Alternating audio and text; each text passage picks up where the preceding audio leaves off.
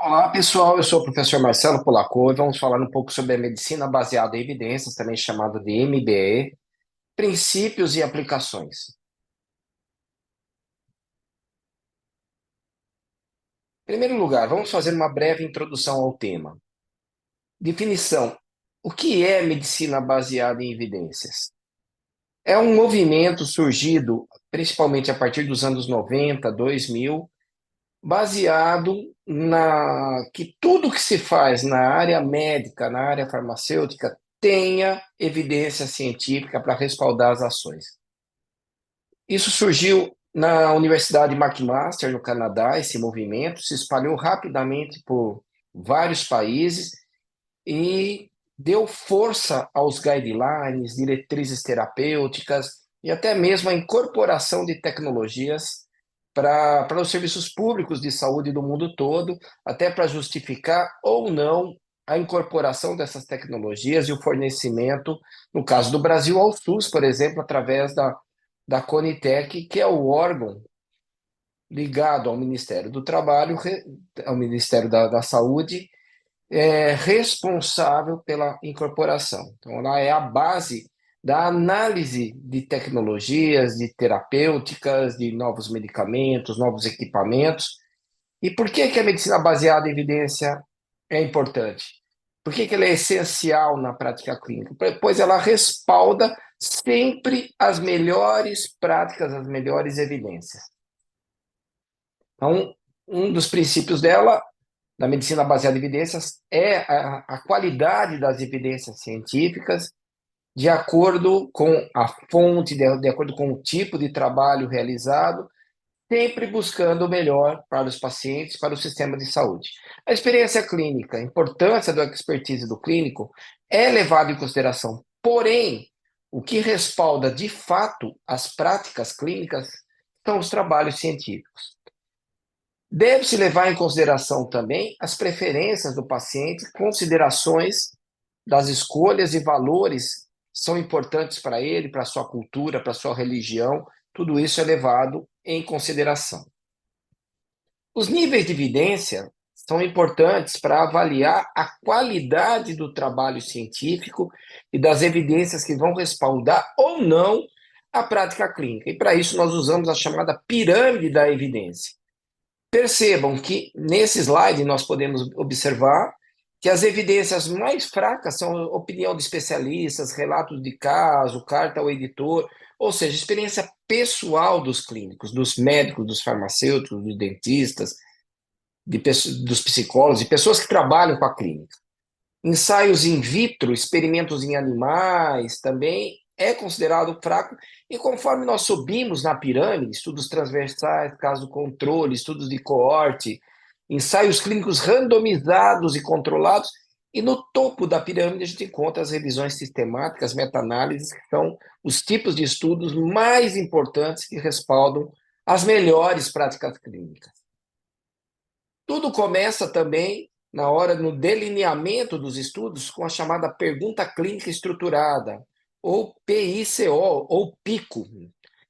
O que é a definição de PICO? É população, intervenção, comparação e resultados na língua portuguesa, e no inglês a sigla é PICO.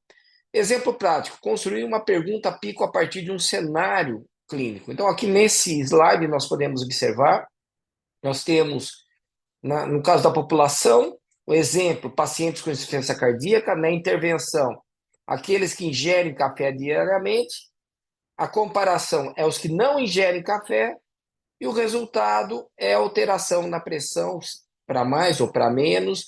Então, isso é um exemplo bem simples de uma pergunta clínica estruturada, onde nós vamos buscar evidências científicas, trabalhos, meta-análises, estudos controlados, para verificar se tem eficácia, tem segurança, tem custo-benefício ou não, e também se eu vou começar um trabalho do zero, eu vou partir também de uma pergunta clínica estruturada como essa que eu acabei de mostrar para vocês.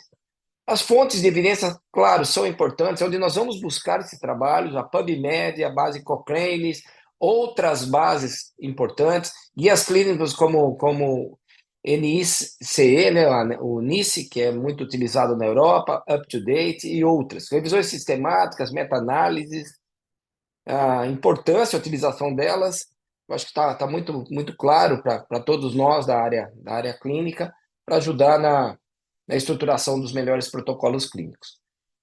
Em relação à validação desses trabalhos, ou quando eu estou montando um protocolo, um guia, ela passa pela avaliação crítica da evidência. Então, a validade, a importância clínica e a aplicabilidade no meu dia a dia, no meu país, na minha realidade, no meu serviço de saúde, no meu hospital, onde eu trabalho, no meu ambulatório, no meu serviço público municipal ou estadual.